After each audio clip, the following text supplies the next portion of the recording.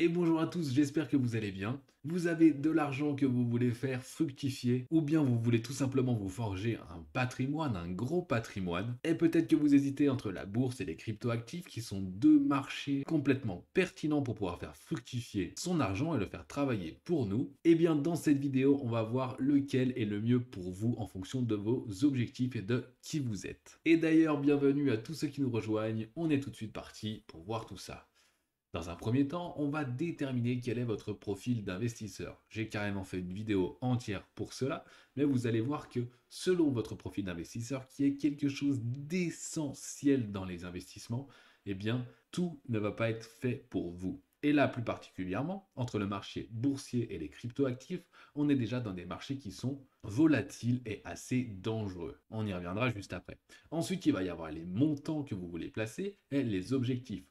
On va pas avoir la même chose si on place 1 million d'euros que si on place 1 000 euros. On est bien d'accord, on va pas essayer d'obtenir la même chose. Et bien en fonction de ça, on va déterminer lequel est le mieux pour vous. L'horizon de temps également, si vous voulez du court terme, du moyen terme, du long terme, on verra tout ça. Les cycles économiques, où est-ce qu'on en est? Au moment où vous regardez cette vidéo, c'est peut-être pas au moment où je l'ai tournée. Et pour que cette vidéo soit pertinente à n'importe quel moment où vous la regardiez, on va voir ensemble le moment où c'est le mieux d'investir par rapport au cycle économique. Car la plupart des économies sont cycliques. Et comprendre ça va nous permettre d'investir au bon moment. Ensuite, il va y avoir votre appétence. Est-ce que ça va vous intéresser ou non? Il y a des marchés dans lesquels il faut s'intéresser. Et il y en a d'autres, vous pouvez juste le faire en passif et tout va bien.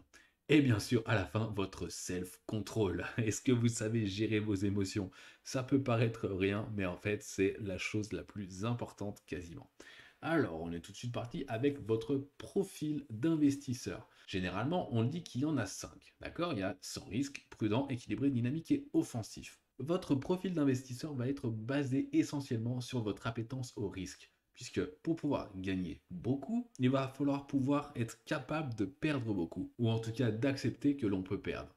Il y a dans les investissements quelque chose d'essentiel qui est le couple rendement-risque. Et ça, c'est vrai pour tout investissement. Si vous voulez espérer gagner 2%, eh bien, il faut être prêt à perdre 2%. Bon, 2%, c'est vraiment très peu. Donc, c'est pas forcément vrai. Surtout en période d'inflation, il suffit de les placer sur un livret A. Mais par exemple, pour pouvoir gagner 10%, il faut être prêt à pouvoir perdre 10%. Et ensuite, plus on veut gagner, plus ça va être risqué et plus on va pouvoir perdre beaucoup. Le couple rendement-risque est essentiel. Et bien avec ça, avec votre profil d'investisseur, en fonction de si vous êtes prêt à perdre ou non, si vous aimez bien les risques, eh bien il y a des catégories qui vont être plus ou moins adaptées. Déjà, les deux premières, sans risque et prudent, je vous le dis tout de suite, ni le marché des actions, ni le marché des cryptoactifs, des crypto-monnaies, n'est fait pour vous. Je suis désolé de vous l'apprendre. Pour espérer gagner ici, vous êtes obligé de prendre des risques. Surtout au début, mais enfin c'est vrai tout le temps, même les meilleurs pros perdent de l'argent de temps en temps. Il faut en être conscient et il faut surtout être patient. Donc si ça vous fait extrêmement mal de voir votre argent sur votre compte en banque baisser à un moment, eh bien aucun de ces deux marchés n'est bon pour vous. Il y a d'autres marchés qui peuvent l'être et vous pouvez espérer gagner un 3-4% annuel, et encore 4% non, un 3% annuel maximum. J'ai d'autres vidéos pour ça. Maintenant, si vous êtes entre équilibré et offensif, là ça va commencer à nous intéresser.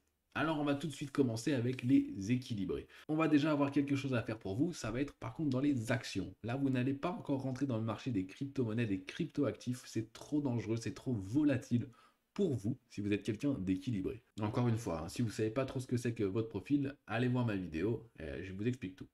Donc là, ce qui va être intéressant, c'est que vous allez pouvoir commencer à faire des ETF sur des indices. Les ETF, c'est des trackers qui reprennent la valeur des indices. Et les indices, par exemple, ça va être ici le S&P 500, les 500 plus grandes entreprises américaines, ou le CAC 40 pour rester en France, donc les 40 plus grandes entreprises françaises. Il y a énormément d'ETF. Là, moi, je vous parle d'ETF sur indices, mais il y a des ETF pour tout. Et ici, vous allez pouvoir investir sur les indices qui ne sont pas risqués. Comme je vous l'ai dit, par exemple, sur le S&P 500, sur le CAC 40, sur les meilleures entreprises de l'Europe également. Voilà, sur des gros indices comme ceci. Et vous allez faire une stratégie en DCA, Dollar Cost Average. C'est-à-dire que vous allez mettre tout le temps la même somme à une période donnée. Par exemple, 500 euros tous les mois. Et le fait de mettre à tout le temps la même période donnée, ça va vous casser la volatilité sur le marché. Vous allez prendre la tendance, en fait, sur le long terme. Et c'est pour ça que ça va être un investissement passif. La différence entre un passif et un actif, c'est que le passif, vous allez rien faire. Vous allez faire une stratégie et vous allez l'automatiser. Vous allez mettre par exemple un virement automatique chaque mois pour acheter tant d'euros de cet ETF. Et chaque mois, ça va se réaliser tout seul. Vous n'avez rien à faire et ça va fructifier tout seul. Et sinon, vous allez pouvoir faire un peu la même chose, mais sur des actions de value. En investissement, on a soit les actions de valeur, soit les actions de croissance. La différence va être très importante. Les sociétés de valeur vont verser des dividendes. C'est des sociétés qui sont établies depuis longtemps, qui ont déjà un bénéfice qui est important, en temps normal en tout cas, et qui choisissent de dédier une part de leurs bénéfices pour les investisseurs en versant des dividendes.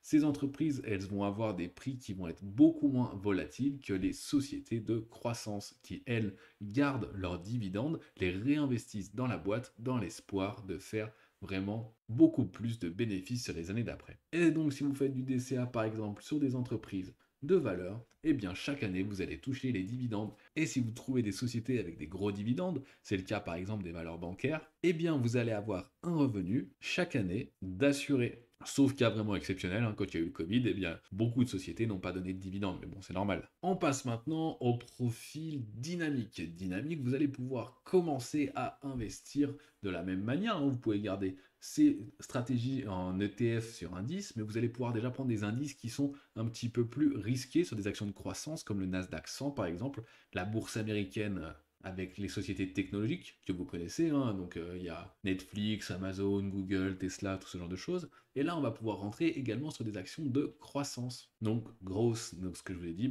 toutes celles du Nasdaq, par exemple, ce sont des actions de croissance, hein. Elles ne vont pas verser de dividendes, mais par contre, elles vont avoir une croissance qui est beaucoup plus importante, mais avec de la volatilité beaucoup plus importante aussi. Qu'est-ce que c'est que la volatilité? Eh bien, tout simplement, une action qui vaut 100 un jour équivaut 120 le lendemain, c'est-à-dire qu'elle a pris 20%, et qui repère 40 le surlendemain, donc qui a reperdu 40, c'est une action qui va être très volatile, puisqu'elle va avoir des variations de prix qui vont être très importantes dans un laps de temps très court. Et inversement, une entreprise qui serait peu volatile, eh bien sur la même période de temps, elle aurait varié de même pas 1% dans un sens ou dans un autre. Et vous pouvez toujours bien sûr avoir une partie de votre portefeuille avec des actions de valeur. Vous allez pouvoir commencer à investir dans les middle cap aussi, ça va être la taille de l'entreprise, sa capitalisation qui va être moins importante qu'une big cap, donc qu'une grande capitalisation. Ce que ça va engendrer, eh bien exactement la même chose, une plus grande volatilité. En tout cas, c'est qu'une des conséquences déjà,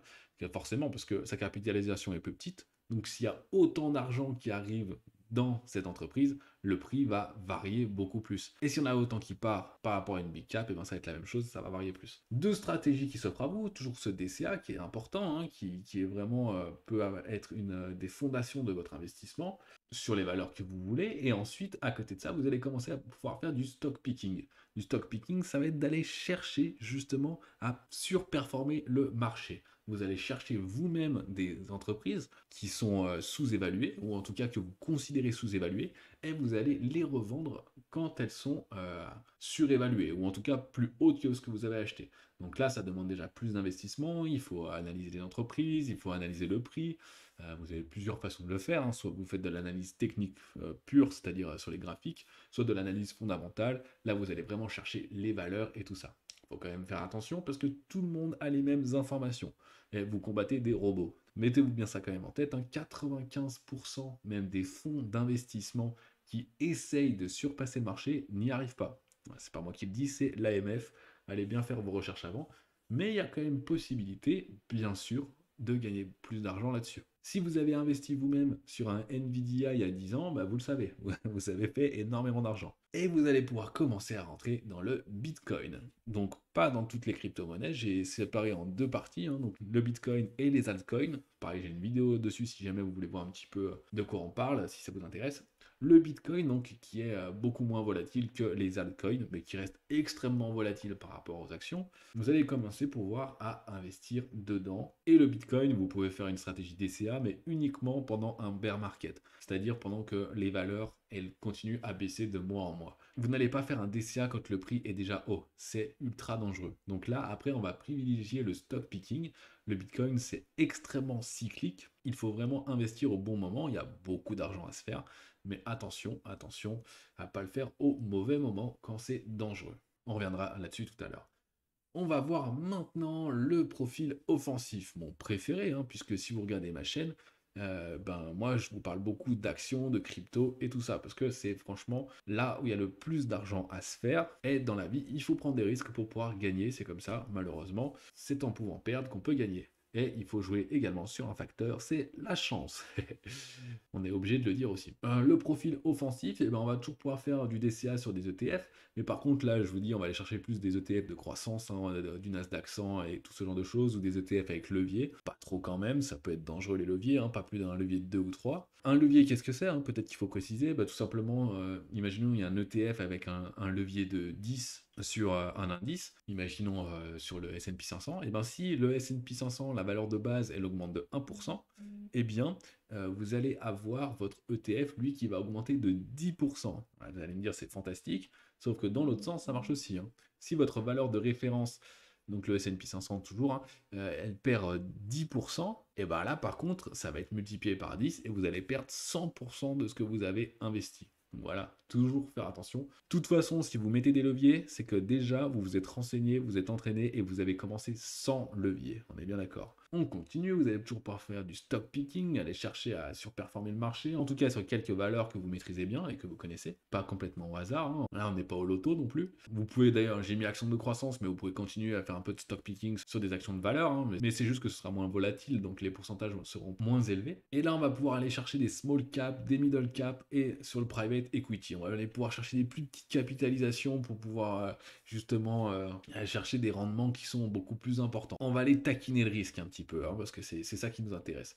Et private equity, donc c'est pareil, hein, c'est des actions qui sont pas cotées en bourse. Bon là, il faut déjà que vous ayez plus d'argent. J'en parle également dans ma vidéo où je présente tous les types d'investissements.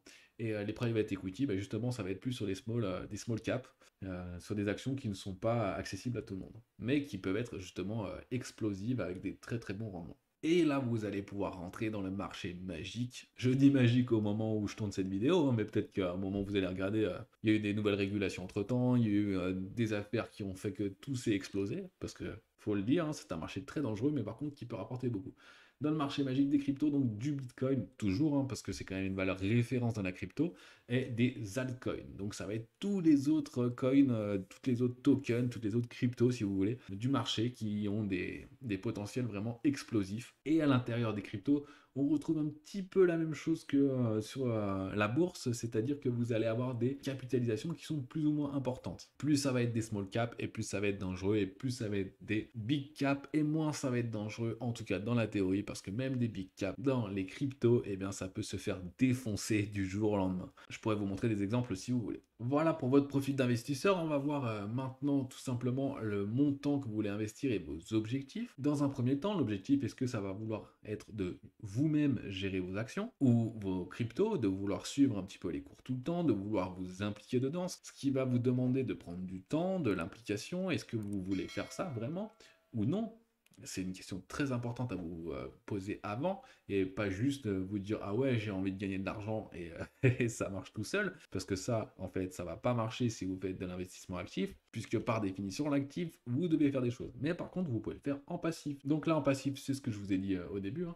Ça va être soit de faire du DCA sur des indices, hein, dans les actions, ou alors sur des actions de valeur, ce genre de choses, mais on va enlever tout ce qui est crypto-monnaie, tout ce qui est valeur volatile, puisque ça va être trop dangereux. On va rester vraiment sur des bases. Et ça ne veut pas dire que vous allez gagner moins, hein, c'est une stratégie qui est très très très performante. C'est juste que l'actif, vous pouvez gagner dans un temps plus court, mais vous pouvez perdre beaucoup plus aussi. Donc voilà, posez-vous la question, est-ce que vous voulez juste faire des virements automatiques avec quelque chose qui vous fait croître votre patrimoine tout seul? D'ailleurs, vous pouvez même aller vers des fonds d'investissement dans ce cas-là, qui vont gérer activement vos positions à votre place, sauf qu'ils vont prendre des frais, qui va un petit peu réduire vos gains. Mais bon, dites-vous bien que si vous y connaissez rien et que vous faites de l'actif, vous allez perdre de l'argent. Alors autant aller vers un fonds d'investissement dans ce cas-là. D'ailleurs, si c'est ça que vous voulez, n'hésitez pas à aller voir dans la description. J'ai mis un lien vers un petit questionnaire. Si ça vous intéresse, moi je bosse avec des conseillers financiers également, qui peuvent vous aiguiller vers les meilleurs fonds d'investissement. En tout cas, les meilleurs qui vous correspondent. Mais si vous voulez faire vous-même les choses, eh ben on continue cette vidéo. On va passer tout simplement cette fois-ci à l'objectif. Est-ce que ça va être de préserver, fructifier, devenir riche? Donc ça va être un petit peu dépendant du montant que vous avez, hein. Si vous avez 1000 euros, vous n'allez pas vraiment avoir le choix, vous allez devoir faire fructifier. Et si votre objectif c'est de devenir riche, il va falloir prendre des risques extrêmes. Et quand je dis extrême, ça va être un petit peu pile ou face quand même au début. Par contre, si vous êtes avec un montant de 100 000, 200 000 et que vous voulez le garder pour faire un petit projet, mais que vous voulez juste le faire fructifier un petit peu, et bien là, ça va être intéressant de se rapprocher des actions et même des obligations à l'intérieur, hein. J'en ai pas parlé jusqu'à maintenant, mais si c'est juste pour faire préserver et fructifier un petit peu, et ben on va aller sur des marchés qui sont moins dangereux, moins volatiles. Ça va dépendre de votre horizon de temps, on y reviendra juste après. Mais vous n'allez pas vous diriger vers les cryptos, clairement pas. C'est absolument pas le bon truc. Et donc vous allez aller dans les actions et dans les actions qui présentent le moins de risques. Maintenant, si vous avez un capital moyen, donc imaginons 30 000 euros, attention, hein, je dis moyen, mais c'est pour le monde de la finance, hein. C'est pas du tout un jugement de valeur, hein. Mais imaginons 30 000 euros et que vous voulez devenir riche, et bien là, vous allez pouvoir commencer à les taquiner les cryptos, par exemple, tout en sachant que vous allez prendre beaucoup de risques. Mais c'est une des façons les plus faciles de devenir riche aujourd'hui. En tout cas, pour le devenir rapidement. Sinon, si vous avez du temps, eh bien, on va pouvoir aller dans les actions également, faire notre petite stratégie DCA, avec une partie de votre portefeuille qui est dangereuse, une partie un petit peu moins dangereuse. Voilà, vous allez pouvoir diversifier et faire au mieux. Mais retenez bien une phrase aussi, c'est que si vous faites comme tout le monde, vous irez au même endroit que tout le monde. Donc si vous prenez juste le conseil de d'habitude, dans la bourse, il faut prendre des actions, diversifier pour réduire un maximum le risque. C'est très bien, sauf que vous ne gagnerez pas beaucoup d'argent, c'est le principe. Alors que si vous vous y intéressez vraiment et que vous faites vos propres choix, vos propres solutions, c'est de là que vous allez pouvoir vraiment performer et surperformer le marché largement. Ce qui est plus facile aujourd'hui dans les crypto-actifs que dans les actions. Et quand je dis aujourd'hui, c'est début novembre 2023, ce sera peut-être pas vrai dans 2 ans. Et si vous voulez comprendre un petit peu comment fonctionnent un petit peu mieux les marchés, hein, j'ai une formation sur la bourse et une formation sur les cryptos. C'est tout gratuit, c'est sur YouTube, allez voir, ça vous coûte rien et ça va vous apprendre beaucoup de choses. On va s'intéresser maintenant à l'horizon de temps. Quels sont vos objectifs? Pourquoi vous investissez? Est-ce que vous voulez quelque chose sur le court terme, le moyen terme, le long terme? Eh bien ça va vraiment influencer votre manière d'agir. Parce que si vous voulez du court terme, par exemple sur les actions, c'est pas du tout conseillé. Le court terme, donc ici on va dire moins de 2 ans, hein, dans le monde financier, ça va être très dangereux. Vous avez peu de chances de gagner beaucoup sur du court terme dans les actions. C'est très volatile le marché. Et on n'est jamais à l'abri d'un crack ou de mauvaises nouvelles, d'une guerre qui éclate quelque part, d'une pandémie, enfin bref, de plein de choses qui vont faire baisser le prix des actions à court terme. Donc investir sur du court terme en bourse, mauvaise idée, sauf si vous voulez commencer à aller faire du stock picking et que vous mettez des stop loss et voilà, que vous faites une stratégie, mais c'est moins de l'investissement, c'est plus vraiment de la gestion active à 100%. Donc à court terme, on peut aller voir les cryptos. Les cryptos, mais ça dépend à quel moment on est du cycle économique. Parce que si c'est vraiment un moment dangereux, ou alors si on est dans un bear market, et ben à court terme, ce que vous allez faire, c'est que vous allez juste perdre tout votre argent. C'est tout ce qui va se passer. Dans ce cas-là, il faudra rebalancer sur du moyen terme. Voilà, ça dépend ce que vous voulez faire. Si vous avez vraiment un capital et que vous avez un projet dans quelques années, et que vous voulez juste le faire fructifier un petit peu, et ben dirigez-vous plutôt vers des obligations d'État ou d'entreprises très sûres. En gros, vous achetez les dettes des entreprises et vous savez déjà combien ça va vous rapporter à l'année. Et c'est un capital qui est quasiment sûr. Vous pouvez le faire via les ETF, il n'y a pas de souci là-dessus. Donc dans le marché boursier, vous avez le marché obligataire et on peut investir via des trackers, via des ETF. On passe au moyen terme, donc là le moyen terme, je pense que c'est quand même une des meilleures choses à faire, parce qu'on n'est quand même jamais sûr à très long terme de comment évoluent les marchés. Statistiquement, on ne peut pas du tout savoir comment ce sera dans 30 ans. Vous allez me dire comment ce sera dans 1 an non plus, mais on a quand même plus de chances de pouvoir déterminer. Donc le moyen terme, c'est quand même le mieux, parce que ça va suivre des cycles économiques, donc on va pouvoir gérer un petit peu comme ça. Donc ici, on va dire de 2 à 7 ans. Moyen terme, vous pouvez aller et dans les actions et dans les cryptos. Toujours pareil, ça dépend de où on en est du cycle économique. Mais globalement, ici, on peut un petit peu tout mettre. Et ensuite, pour le long terme, et bien là, moi, je vous préconise pas du tout les crypto-monnaies, mais plutôt les actions. Et d'ailleurs, les actions de croissance, hein, ce sera beaucoup mieux. En tout cas, des indices avec des actions de croissance, ou des ETF avec des paniers d'actions de croissance, ou alors faites vos propres recherches, hein. Mais voilà, là, vraiment du long terme, actions à fond. Pour une simple et bonne raison que le marché des cryptos, c'est encore un bébé. C'est un bébé marché, ça fait pas longtemps qu'il existe. il est pas régulé, il est très dangereux, on sait jamais là où on va, ça peut être interdit du jour au lendemain. C'est vraiment de la pure spéculation. Derrière, il y a beaucoup de gros projets, il y a beaucoup de grandes choses, sauf que si l'AMF ou la SEC, donc les régulateurs des marchés, commencent à tout interdire, même s'ils sont valorisés des centaines de millions, voire des milliards, eh bien, ils vont tout perdre du jour au lendemain. Donc, pour le long terme, très dangereux, les cryptos. Donc, c'est non. On va aller voir maintenant les cycles économiques. J'arrête pas de vous en parler, des cycles économiques. Pourquoi? Parce que c'est ultra important. Tous les marchés sont cycliques, ou quasiment tous les marchés. Que ce soit le marché de l'immobilier, que ce soit le marché des actions. Et dans les actions, chaque secteur va être également cyclique. Et également, du coup, le marché des crypto-monnaies.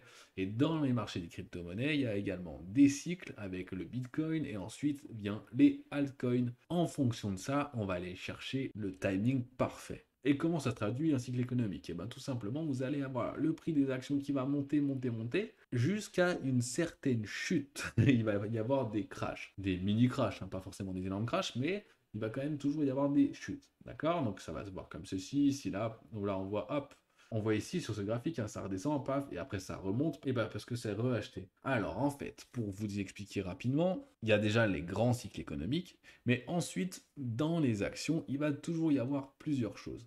Et c'est vrai aussi dans le marché des cryptos. On va aller voir ça sur la courbe du Bitcoin. Ici, on peut voir très clairement à quel point ce marché est cyclique. Bon, au début, ça se voit plus trop parce que par rapport au prix de maintenant, c'est trop petit, mais c'était la même chose avant, hein.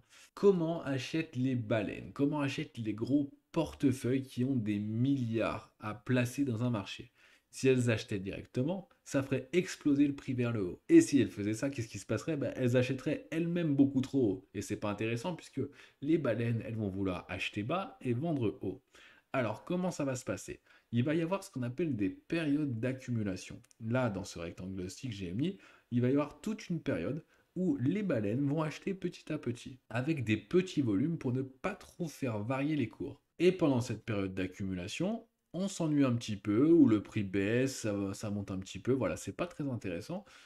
Tout le monde s'en désintéresse, alors qu'en fait c'est le meilleur moment, puisque c'est le moment où il faut acheter, il faut faire pareil que les baleines, hein. Et ensuite, il y a toujours une phase, regardez, de montée, une phase de croissance, une phase d'achat, et on va aller jusqu'à un surachat d'ailleurs. On va vraiment monter beaucoup, le marché va pumper, d'accord? Et là, quand tout le monde pense que ça va continuer à monter au ciel, eh bien c'est le moment où les baleines vont vendre. Et elles vont vendre en masse. C'est pour ça que ça va faire chuter le prix très très rapidement, d'accord? Donc ça va chuter comme ceci. Et ensuite, eh bien ça va recommencer, une autre phase d'accumulation, une montée et une phase de distribution. Alors sur le marché des crypto-monnaies, elles vendent d'un coup, mais sinon sur le marché des actions, par exemple, sur le marché normal, elles vendent pas tout d'un coup, elles vendent sur une période de temps donnée. Et sur un graphique, ça se traduit par un range un petit peu, donc ça vient taper en haut, taper en bas, taper en haut, taper en bas. Là, ça ne le fait pas trop ici, parce que le Bitcoin, c'est vraiment que de la spéculation. Et c'est ce qu'on appelle une période de distribution. Et là, vous voyez qu'à chaque fois, ça se répète. Bon, sauf cette fois-ci où il y a eu deux grandes bulles, hein, parce qu'on est bien d'accord, hein, si à chaque fois c'était exactement la même chose, bah, ce serait trop facile de le savoir, donc il y a toujours des différences. Mais globalement, ça reste toujours la même chose dans l'ensemble. On a toujours cette grande phase d'accumulation, cette grande phase de montée et cette grande phase de distribution. Mais comme tout le monde s'attend à ça, cette fois-ci, peut-être que ça va tout simplement monter tout doucement. Parce que si ça fait ça, si ça monte tout doucement, eh bien les investisseurs, ils ne vont pas savoir quand acheter. Parce que la plupart du temps, qu'est-ce qui se passe? Tous les investisseurs, ils vont attendre que le prix rebaisse pour pouvoir acheter, que ce soit intéressant, avant que ça remonte. Sauf que s'il n'y a pas de rebond, eh bien s'ils n'étaient pas placés avant, ils vont perdre de l'argent. Et là, vous voyez peut-être le rectangle que j'ai mis. Donc, ce que j'expliquais dans ma formation crypto, c'est que le mieux, c'est d'acheter dans ce rectangle-ci, d'accord? Donc là, on est déjà beaucoup trop haut. D'ailleurs, j'ai fait cette vidéo, on n'était pas ici, et d'un coup, ça a explosé. Le Bitcoin a explosé juste après. Donc, pour moi, pour le moment, le Bitcoin, c'est assez dangereux. Par contre, il y a tout le marché des altcoins, donc tous les autres qui n'ont pas encore monté, qui est toujours ultra intéressant. Mais on n'est pas du tout à l'abri que ça redescende dans mon rectangle et que ce soit une opportunité d'achat intéressante. Il faut être patient. Ça, c'était le cycle du Bitcoin, mais tous les marchés ont leur propre cycle. Donc, selon le marché qui vous intéresse, il va falloir s'intéresser à ce cycle-ci. Et il peut y avoir des corrélations dans les marchés, et il peut y avoir également des corrélations négatives. C'est le cas, par exemple, des obligations et du marché de l'immobilier, puisque quand la valeur des obligations monte, ça veut dire que les taux d'intérêt également montent, Et vous savez très bien que dans l'immobilier, on n'aime pas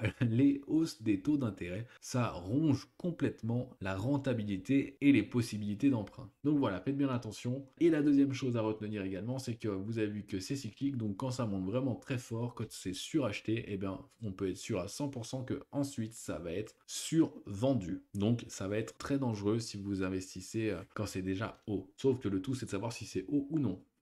Surtout dans les sociétés de croissance, c'est plus compliqué. Et tout ça, d'ailleurs, ça va nous amener à votre appétence. Déjà, si vous en êtes ici, ça veut dire que vous avez déjà une appétence qui est plutôt fortement intéressée, puisque vous avez déjà suivi tout le début de cette vidéo où je vous explique beaucoup de choses. Donc déjà, vous avez fait une étape importante. Si vous n'avez aucune appétence, vous voulez juste gagner de l'argent, n'allez pas dans les cryptos, n'allez pas dans les marchés dangereux, restez sur du DCA, sur ETF. Ensuite, si ça vous intéresse un petit peu, si vous vous intéressez à l'économie, un petit peu à la macroéconomie, justement, à l'innovation, eh bien vous allez pouvoir déjà aller sur des actions, ou alors sur d'autres indices, ou tout simplement dans le Bitcoin. Et après, si vous êtes fortement intéressé, et que vous suivez les cours, et que vous suivez les variations, et que vous regardez peut-être des actions de plusieurs pays, plusieurs continents, parce qu'il va falloir s'y intéresser, hein. Les actions les plus rentables, elles ne sont pas en France, hein, généralement, il peut y en avoir, mais c'est plutôt de l'autre côté de l'Atlantique, aux États-Unis, et peut-être même sur les marchés émergents. Voilà, vous allez pouvoir déceler plusieurs opportunités qui sont plus intéressantes. Par contre, il va falloir s'y intéresser, ça va demander plus de temps. Et la dernière, pour bien finir, ça va être votre self-control. Est-ce que vous êtes prêt? Est-ce que vous avez déjà investi et vous savez ce que ça va vous faire dans vos émotions? Parce que là, sur le papier, c'est très facile, mais quand on joue avec votre argent, pas tout le monde est capable de pouvoir voir un moins 20% directement sur ce qu'on vient d'investir. Ou inversement, quand les prix montent, de pas se dire je vais mettre all-in là-dessus, j'avais une stratégie, mais finalement ça monte, alors du coup j'ai trop envie de gagner. Donc c'est le fameux FOMO, le Fear of Missing Out, donc la peur de rater quelque chose. C'est ce qui se passe généralement dans les gros bull runs, dans les grandes montées, que ce soit dans les crypto-monnaies ou même dans les actions, hein, ça marche exactement la même chose. On l'a vu cette année avec l'intelligence artificielle. Et bien ce FOMO là, il peut vous faire perdre beaucoup d'argent parce que vous avez une stratégie à la base et puis finalement vous voyez que ça fonctionne et vous allez tout mettre dedans et c'est quand vous allez tout mettre que ça va tout redescendre. Ça revient un petit peu avec le caractère moutonnier. Le petit mouton, est-ce que vous êtes un mouton? C'est un peu violent dit comme ça, mais en gros, si vous suivez exactement tout le monde, et ben, je vous l'ai dit, vous allez arriver au même endroit. Et il faut savoir que la plupart des gens perdent de l'argent dans les investissements. En tout cas, dans les actions et dans les cryptos. Parce qu'il va falloir faire vos propres choix d'investissement. Et il y a en plus quelque chose d'incroyable dans ces marchés, c'est que la plupart du temps, eh bien, toutes les informations, elles sont contrôlées par les médias sont contrôlés par ceux qui ont de l'argent, donc toutes les informations que vous allez avoir, elles vont être contradictoires avec ce que vont faire les cours. Dès qu'on nous annonce un crash boursier, bizarrement, les cours montent. Dès qu'on nous fait vraiment peur, dès qu'il y a de la panique dans les marchés, les cours montent. Inversement, quand on nous dit que tout va bien, que ça monte au ciel, c'est là qu'il faut commencer à s'inquiéter. C'est là qu'il faut commencer vraiment à se dire je vais vendre, je vais mettre des stop loss et c'est le moment de couper mes positions. Et dans votre self-control, je disais aussi l'inversion à la perte. Si vous perdez 10%, est-ce que vous ne dormez plus la nuit, vous n'êtes pas bien et tout, et vous coupez toutes vos positions au lieu juste d'attendre un petit peu que ça remonte? Ça va vraiment tout changer. Et ça vient également avec la panique.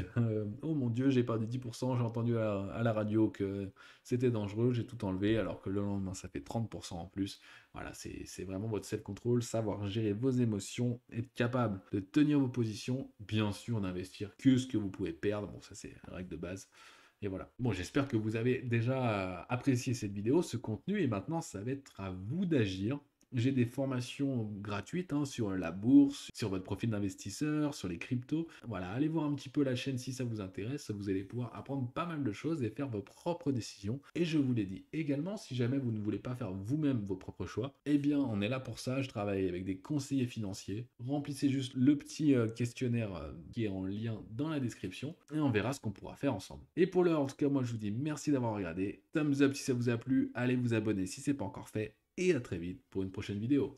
Allez, à plus!